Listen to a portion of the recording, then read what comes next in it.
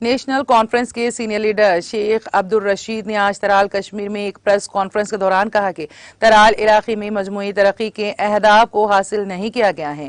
موصوف کا کہنا تھا کہ علاقے میں طبی شعبہ بدحالی کا شکار ہے جبکہ سڑکوں کی حالت خستہ حال ہے۔ انہوں نے کہا کہ علاقے میں منی سیکریٹریٹ کا کام بھی مکمل نہیں ہو پایا ہے جبکہ خانقاہ فیض پناہ ترال کی زیارت بھی عرصہ دراز سے نقشہ تکمیل ہے۔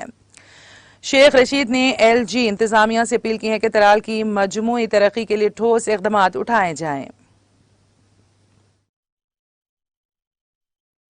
علاقہ ترال ہر ادوار میں چاہے وہ عوامی حکومت تھی یا گورنر راج تھا، اس کو پش ڈالا گیا۔ ترقی کے حوالے سے میں بات کرنا چاہتا ہوں۔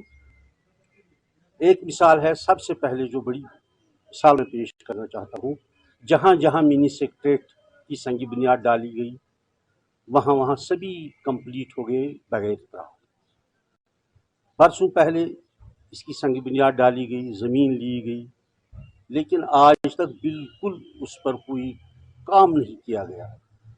ڈیمولیشن ڈرائیو کے نام پر تقریباً 80 دکانداروں کو بے روزگار کیا گیا۔